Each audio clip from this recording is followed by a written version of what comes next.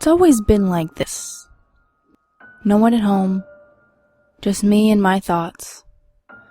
The house empty, as if no one has ever lived here. But that's not true. There's me and my mom and dad, but Mom and Dad are always out there at work or doing what they please, not even noticing me. If they did, it was very little. So at times, I sit alone in this house, with the silence all around me, to keep me company. That's all I really had. That is, until she came into my life. It was sudden, but I must admit, I was at home sitting in the living room, reading away until I heard a sudden knock at the door, a rather soft tap. A bit startled at the noise, I looked to the door curiously. Who could that be at this hour? Getting up, I walked over to it in caution, not sure who it could be, but I knew it couldn't have been one of the neighbors. If it's a stranger, what are they doing out at this time? Opening it, to my surprise, I didn't see anyone. Hello? No answer. Looking around, I saw no one in our yard. Shrugging, I head back inside and back to my book. Settling down, I go back to read, but this time I notice an oddity next to my book that laid on the coffee table. The heck is this? It was an oddity, all right. Something really odd. It was a little pile of black ooze. It wasn't there a minute ago. Curiosity getting the better of me, I gently touched the oddity. The texture was different. It wasn't exactly sticky.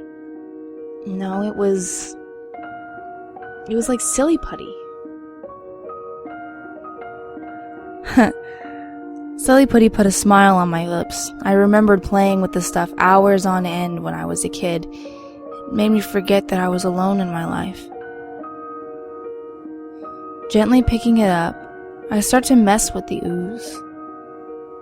It was fun, turning it into many different forms. I made a ball, then of different animal figures. As I worked with the ooze, slowly something started to happen. My hands started to move on their own. I didn't know what I was doing. Slowly, the animal figure I was working on before started to look more human. It was slowly becoming more feminine. A few minutes passed till it was done, of what my hands made. It was definitely a woman, with voluptuous curves and plump lips. I couldn't help but just stare at the figure. It seemed that I could just stare at this figure for the longest time till I set her down on the coffee table. Slowly, I picked up my book and went back to reading, but I couldn't help but look at that little figure on the coffee table every few minutes. Something about it just lured me to her.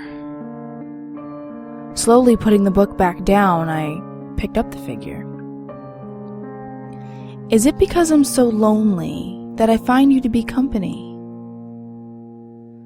How odd, really, I find this little figure to be company. I must be going crazy. Setting down the figure, I silently put my head in my hands, wondering what life was to become.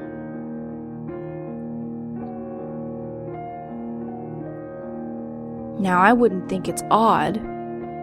I am rather good company. I jumped hearing the voice. It was rather soft, and a warm woman's voice. Looking up, I was only more surprised seeing that she was now in front of me. She was about 7 feet tall, her body more voluptuous. Her eyes, even though red, were warm and comforting. oddly. As I stared into those red eyes, she got closer to me. Her slender fingers gently touched my face, lifting it up so I looked at her more. I am good company, you know. I can be what you need. Her voice was just so comforting, so soft. I will take away all your pain and give you what you need, what you've been missing. Her touch was so gentle and, in a way, loving. I just wanted to get closer, only to have her pull me into her. Soon I was in a hold that, in a way, a lover would hold their significant other. Tears started to come into my eyes. I closed them tight and just let her hold me until her hands gently stroked my head. It's all right. I'm here now, for you. I'll always be here for you. I would let the tears flow down, feeling her warm embrace around me swallow all the pain that I held for years and years. Days pass as this woman, she called herself Neglect, stayed with me as she promised she would. She would be there for me when I was alone. Pain, sorrow, a deep pit of anguish. Just a touch of her lips to mine, and it felt as if she sucked all those pains.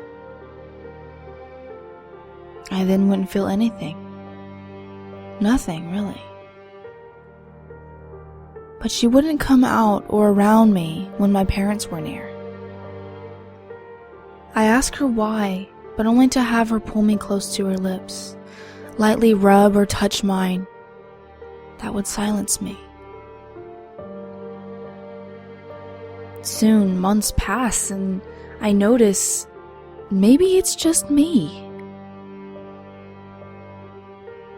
But I was starting to feel weaker, as if my strength was slowly diminishing. It was starting to get harder for me to get around or even out of bed. Of course, that could just be my mind playing tricks on me. Well, at least Neglect was still here. She helped me out of bed and stay around until I got on my own 2 feet. It only got worse when I came down one morning to greet my mom before she went out for work. "Morning, Mom." I gave the normal greeting. When she turned around to take a glance at me, the coffee mug in her hand dropped, hitting the clean floor with a crash along with her shrill scream. I was then taken into my mom's arms, her screams turning into sobs as she would say, "My baby!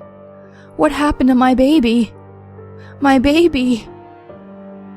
She then dragged me out of the house with her cell phone in her ear, calling my dad, and soon the hospital.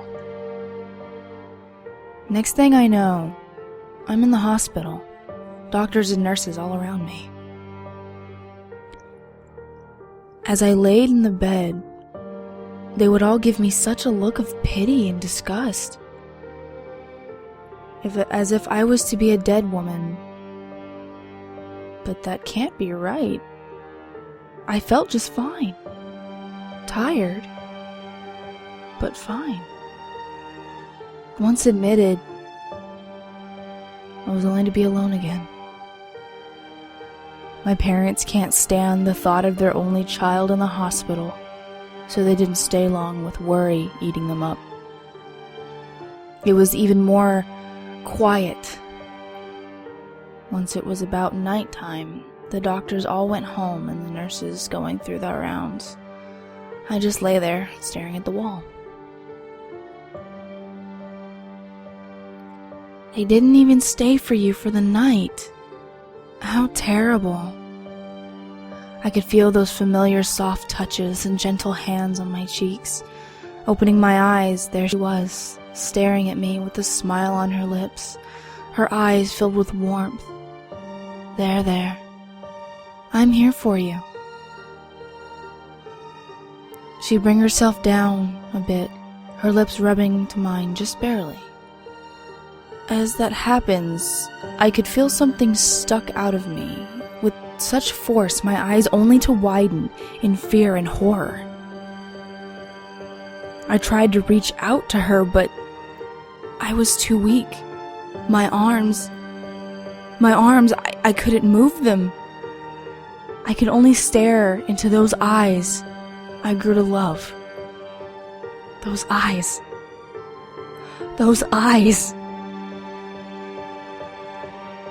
Slowly the heart monitor goes to a deadline as the teenage girl laid there.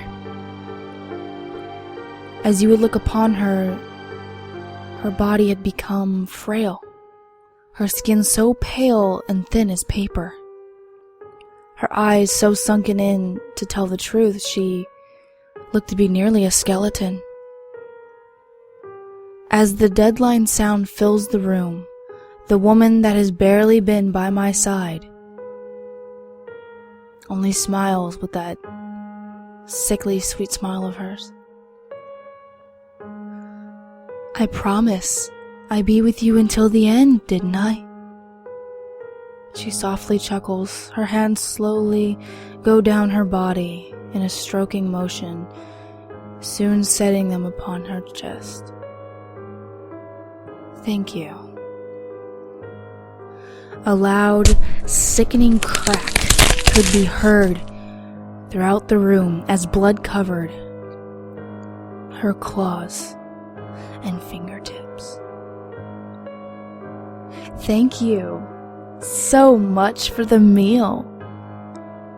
A cackle leaves her lips as her claws slowly rip out her heart, leaving her chest open, for she ripped it open and apart. She would slowly eat up her heart. The heart she slowly prepared till it was nice and plump to her liking, as she did with so many others.